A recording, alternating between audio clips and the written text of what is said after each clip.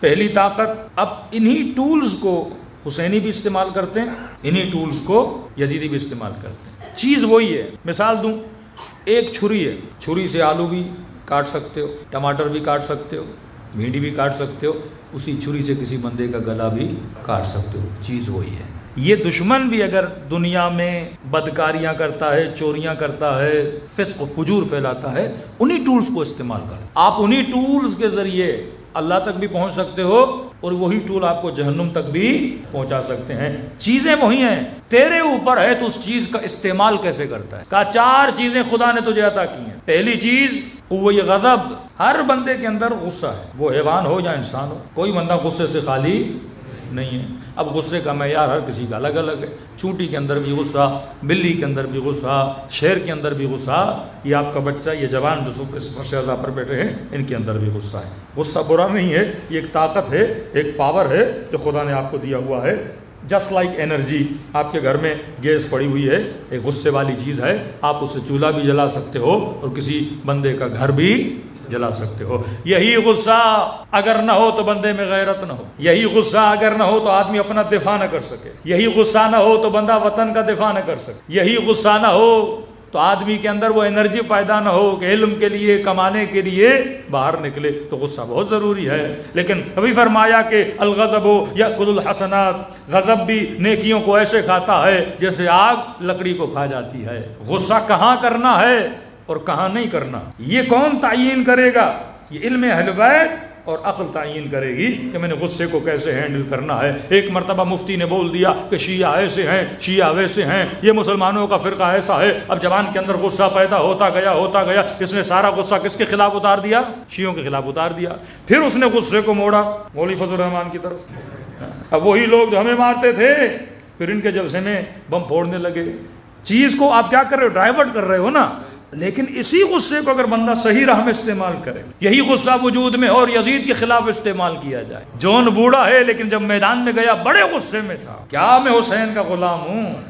میرے مقابلے میں غصے کو کیا کیا جا رہا ہے؟ صحیح راستے پہ، صراط المستقیم کا یہی مطلب ہے کہ تیری زندگی میں تیری جتنی بھی انرجیز ہیں وہ ایک لائن پہ چلنی چاہیے۔ خدا نہ خواستہ اگر یہ ٹریک سے ہٹ گئیں تو تیری زندگی تباہ و برباد ہو جائے گی۔ ایک اور مثال دے کے آپ کو سمجھاؤں، بھائی آپ کی گاڑی اسلام آباد سے لاہور کے لیے روانہ ہوئی اور آپ کی سپیڈ ہے ماشاءاللہ بڑی اچھی گاڑی، آپ 140 کی سپیڈ سے گاڑی چلا رہے ہو، 140 کی سپیڈ سے گاڑی۔ اب آپ نے کاؤنٹ کیا، اگر 140 کی سپیڈ سے چلوں گا، مثال دے رہا ہوں، مثلا میں 3 گھنٹے میں لاہور پہنچ جاؤں گا، اور اچانک آپ غافل ہوئے، گاڑی کسی اور روڈ پہ چلی گئی، مثلا مری والے روڈ پہ چڑھی گئی، اور آپ کی کاؤنٹنگ ہے میں 140 کی سپیڈ سے کہاں پہنچوں گا؟ لاہور پہنچوں گا، اور غلط روڈ پہ بھی وہی سپیڈ رہی اور آپ کو پتا نہیں، تو 140 سپیڈ سے کہاں پہنچو گے؟ غلط جگہ پہ۔ اب بندہ صحیح ٹریک سے، جب صحیح ٹریک پہ ہوتا ہے اور اسپیڈ 140 کی سمجھتا ہے میں جنت پہنچ جاؤں گا، ٹریک لے لیتا ہے جہنم کا، اسپیڈ وہی 140 کی ہے۔ تو وہ جو اس نے کیلکولیشن کی تھی کہ میں 2 گھنٹے میں لاہور پہنچوں گا، 2 گھنٹے میں جنت پہنچوں گا، وہ ایگزیکٹ 2 گھنٹے میں جہنم پہنچ جاتا ہے۔ اسپیڈ وہی، ٹریک بندے کا غلط ہو جائے۔ یہی معصومین فرماتے ہیں صراط مستقیم سے نہ ہٹنا۔ صراط مستقیم مطلب اس میں اعوجاج نہیں ہے، اس میں ٹیڑھا پن نہیں ہے، یہ سیدھا راستہ ہے۔ غصہ جائز ہے میدان جہاد میں، غصہ جائز ہے غیرت کے مقام پر، غصہ جائز ہے حق غصب کیا جائے، غصہ جائز ہے کسی مظلوم کا دفاع کیا جائے، غصہ جائز ہے کسی ظالم کے خلاف آواز اٹھائی جائے۔ لیکن وہیں پر اگر تیرا باپ تیرے اوپر غصہ کرے اور تجھے غصہ آئے، فرمایا یہاں پر عبادت ہے اپنے غصے کو پی لینا۔ والکاظمین الغیظ عافین عن الناس، رحمت خدا کی ان پر جو اپنے غیظ کو، اپنے غصے کو کیا کرتے ہیں؟ پیتے ہیں۔ پینا کہاں پر ہے اور پھینکنا کہاں پر ہے؟ یہ آرڈر کون دیتا ہے؟ عقل دیتا ہے۔ کس کی تعلیم کے نیچے؟ اہل بیت کی تعلیم کے نیچے دیتا ہے۔ تو پہلا پاور جو خدا نے آپ کو دیا ہے وہ کس کا پاور ہے؟ غصے کا پاور ہے۔ آیت اللہ العظمیٰ کاشف الغطاء، نجف میں حرم کے باہر ان کی قبر ہے، جب بھی جائیں، بہت بڑے عالم تھے، مدرس بھی تھے، ساتھ میں خیرات کا ان کو بڑا شوق تھا، غریبوں میں، فقیروں میں، بیواؤں کی شادیاں کروانا، جوانوں کی یتیموں پروری کرنا، یعنی تدریس بھی کرتے تھے اور مدد بھی کرتے تھے۔ بڑا احترام تھا ان کا نجف میں، ایران میں۔ اب ایک مرتبہ تقسیم سہم سادات کے لیے اصفہان گئے۔ اصفہان کی مسجد میں اعلان کیا کہ بھائی جتنے غریب سیدیں آ جائیں ہم سہم سادات بانٹ رہے ہیں۔ اب اعلان ہوا، جتنے پتہ چلا ان کو اصفہان میں غریب سادات کی تعداد بہت ہے، سارے سادات آئے۔ اب یہ بھی کافی پیسے لے گئے، انہوں نے بانٹنا شروع کیے، دیے تقریباً پیسے سارے ختم ہو گئے۔ نماز کا وقت قریب تھا، کہا چلو مسجد میں نماز پڑھتے ہیں، لوگ بھی پیسے لے کے چلے گئے۔ اتنے میں ایک سید بڑا دیر سے آیا، جیسے آیا کاشف الغطاء، میرے جد کے پیسے دو مجھے۔ انہوں نے کہا بندے خدا دیر سے آئے ہو، پیسے کیا ہو گئے؟ ختم ہو گئے۔ کہا تم مولوی ہمیشہ یہی بولتے ہو، بہت تپا ہوا تھا وہ مولویوں پہ، کہ سارے پیسے ہمارے کھا گئے، ہمارا حق کھا گئے، میں دیر سے آیا تو کیا ہوا، میرا پیسہ نہیں دیا، میرے پیسے تم کھا گئے، بدتمیزی کرنے لگا۔ کاشف الغطاء خاموش کا نہیں ہے بابا، ختم ہو گئے پیسے۔ کہتے ہیں آگے بڑھا، اس نے اتنی توہین کی، آقا کاشف الغطاء کے چہرے پہ اس نے تھوک دیا۔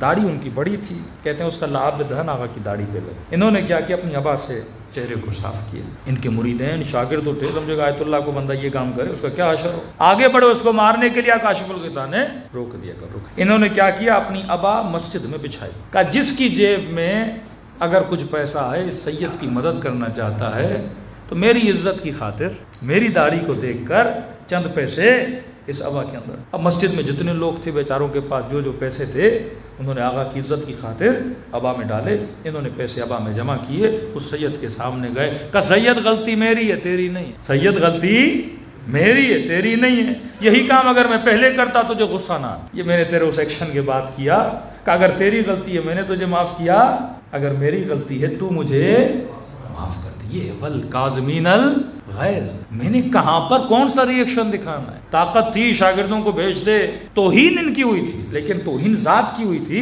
انہوں نے وہیں پر کیا کر دیا، معاف کر دیا۔ تو میں نے اپنے غصے کو کیسے استعمال کرنا ہے؟ جناب سلمان مدائن گئے، کچھ لوگ آئے، نفرت تو تھی نا کہ علی نے ایک بڈھے کو بھیج دیا ہے اور اتنی محبت کرتے تھے جناب سلمان سے، کہنے لگے سلمان تیری داڑھی جو ہے نا، علیاذ باللہ ایک حیوان کا نام لیا، اس کی پوچھ کی طرح ہے، تاکہ ہم سلمان کا کیا کریں، مذاق اڑائیں۔ سلمان تیری داڑھی، وہ بھی ایک نجس حیوان کی مثال دی، سلمان تیری داڑھی فلاں جانور جو ہے نا، سلمان بالکل اس کی مونچھ کی طرح ہے۔ جناب سلمان اب گورنر آدمی ہو، اتنا پاور ہو، یہاں کسی گورنر کو بول کے تو دیکھو، کسی S P D S P کسی آفیسر کو ایک جملہ تو بولو، شامت آ جاتی ہے، سچ بھی بولو تو شامت آ جاتی ہے، بات جھوٹ کی نہیں ہے۔ کہ سلمان تیری داڑھی فلاں حیوان کی پوچھ کی طرح ہے، یہ علی کا ماننے والا ہے، کہ میری ذات کی توہین ہو رہی، کوئی بات نہیں۔ سلمان نے کہا دیکھ، اگر قیامت کے دن میرے اعمال برے تھے اور اعمال کے نتیجے میں خدا نے یہ کہا کہ سلمان کو جہنم میں ڈالا جائے، تو یقیناً اس کی پونچھ میری داڑھی سے بہتر ہے، کیونکہ ایسے بندے کا وجود کا فائدہ کیا جو جہنمی بن جائے۔ لیکن کہ اگر قیامت کے دن خدا نے یہ کہا کہ سلمان کو جنت میں بھیجا جائے تو میری داڑھی اس حیوان سے افضل ہے۔ علمی جواب دے کے ان کو کیا کرا دیا، چپ کرا دیا۔ والکاظمین الغیظ۔ چوتھے امام زین العابدین علیہ الصلوۃ والسلام،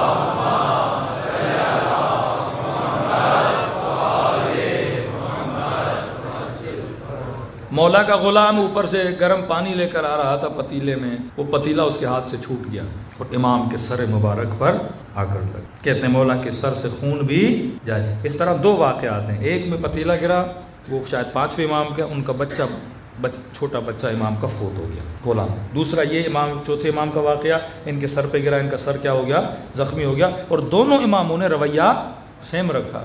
اب جیسے غلام بندہ تھا نا، مولا کے ساتھ آپ یہ کام کریں تو اس زمانے میں غلاموں کو تو بڑا مارتے تھے۔ جیسے اس نے دیکھا امام کے سر پہ برتن گرا اور سر سے خون جاری ہوا، اس نے فوراً، کیونکہ بڑا تو اہل بیت کے گھر میں ہوا تھا نا، ان کی تربیت میں ہوا تھا، اب اس نے کہا کہیں مولا مجھ سے غصہ نہ کرے، اس نے فوراً کہا والکاظمین الغیظ۔ غلام نے کہا کہ خدا غصے پینے والوں کو معاف کرتا ہے۔ امام نے کہا میں نے غصہ پی لیا۔ کافین عن الناس، امام نے کہا تیری غلطی کو بھی کیا کر دیا، معاف کر۔ پھر واللہ یحب المحسنین، خدا احسان کرنے والوں کو بڑا پسند کرتا ہے۔ امام نے کہا میں نے تجھے آزاد بھی کر دیا۔ یہ رویہ اہل بیت علیہ الصلوۃ والسلام کا تھا۔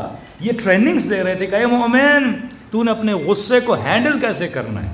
اب غصے کو کنٹرول کون کرتا ہے، عقل کر۔ عقل کیا ہے، اقال عربی میں بولتے ہیں جب اونٹ کے پاؤں کو باندھا جاتا ہے، کہتے ہیں ہم نے اسے کیا کر دیا، اقال کر دیا۔ اردو میں بولیں تو گرہ لگانا، کسی چیز کو آپ نے یہاں پہ گرہ لگا کے کیا کر دیا، باندھ دیا۔ پائپ سے پانی جا رہا ہے، آپ نے گرہ لگا دی، پانی وہیں کیا ہو جائے گا، رک جائے گا۔ اس کو بولتے ہیں اقال۔ عقل اس لیے بولا جاتا ہے کیونکہ عقل بریک کا نام ہے۔ آپ کو غصہ آتا ہے، عقل کیا لگا دیتی ہے، بریک لگا دیتی ہے۔ یہ شناس دلاتی ہے کہ جس پر تو غصہ کر رہا ہے غصہ کرنے سے پہلے دیکھو کہ اس پر غصہ جائز ہے یا حرام ہے. حرم ہے امام رضا میں کئی ایسے بیمار آتے تھے, کبھی کبھی امام رضا سے بدتمیزی بھی کرتے تھے. یہ معجزہ ہم مشہد میں ہی ہوا تھا.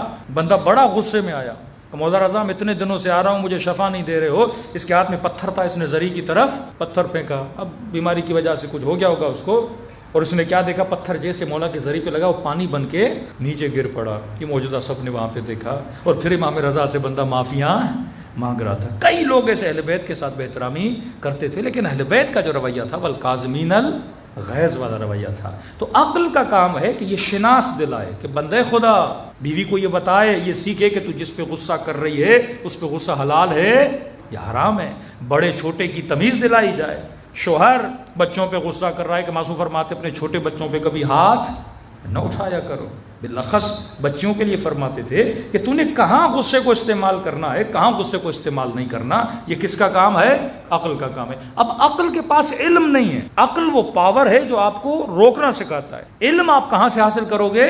اہل بیت علیہ الصلوۃ والسلام سے. سمجھو عقل ایک پاور ہے, اس پاور میں آپ علم اہل بیت ڈالتے جاؤ گے, اب زندگی کرنے کا طریقہ آپ کو آ جائے گا, پھر آپ بڑی آسانی سے اپنے اعضاء کو کنٹرول کر پاؤ گے.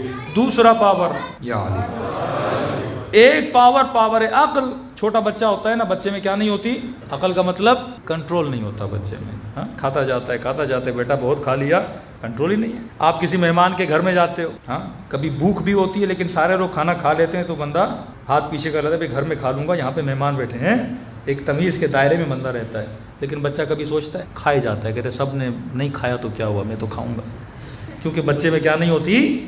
کنٹرول نہیں ہوتا. عقل کا مطلب کیا ہے؟ کنٹرول نہیں ہوتا. آگ کو نہیں پہچانتا, وہ نقصان دہ ہے, اس سے موت آئے گی. کئی جوان عقل سے جب زائل ہوتے ہیں, بعض اوقات ہم کیا فرماتے ہیں, بھائی 15 سال میں بچہ بالغ ہو گیا تو عاقل ہو گیا. ابھی 15 سال میں بلوغ جسمی تو آ جاتا ہے, بلوغ عقلی آج بھی کوئی لوگ 40 سال کے پر عقل نہیں آئی ہے, 50 سال کے ہو گئے ابھی بھی سمجھتے ہیں ہم کیا ہیں, بچے ہیں. تو آپ نے اولاد کو یہ سکھانا ہے کہ میرے لال تیرا جتنا کنٹرول ہوگا. اب پروردگار عالم سزا اور جزا کا معیار کیا رکھتا ہے کہ مثلاً عارف کاظمی کو زیادہ جزا دی جائے, اس نے مثلاً 10 کتابیں اس مومن سے زیادہ پڑھی ہیں, نہیں. فلاں آیت اللہ بن گیا ہے تو اس کی مثلا اس کی 2 رکعت نماز کی جزا بہت ہوگی, نہیں. اللہ نہ مفتی دیکھتا ہے, نہ مولوی دیکھتا ہے, نہ یہ دیکھتا ہے کہ اس نے کتابیں کتنی پڑھی ہیں. معصوم فرماتے ہیں اللہ کے جزا اور سزا کا معیار عقل ہے. جس کی عقل جتنی زیادہ اس کے عمل کا ثواب بھی اتنا زیادہ. 1000 رکعت بندہ پڑھ لے اس کو وہ شاید ثواب نہ ملے, ایک بندہ 2 رکعت نماز پڑھتا ہے اس کا ثواب اتنا زیادہ ہے, کیونکہ اس کا کنٹرول اتنا زیادہ ہے. اب کنٹرول زبان پر, کنٹرول آنکھوں پر, کنٹرول کانوں پر, یہ سارے پاور جو خدا نے دیے ہیں. غصہ پہلی فیکلٹی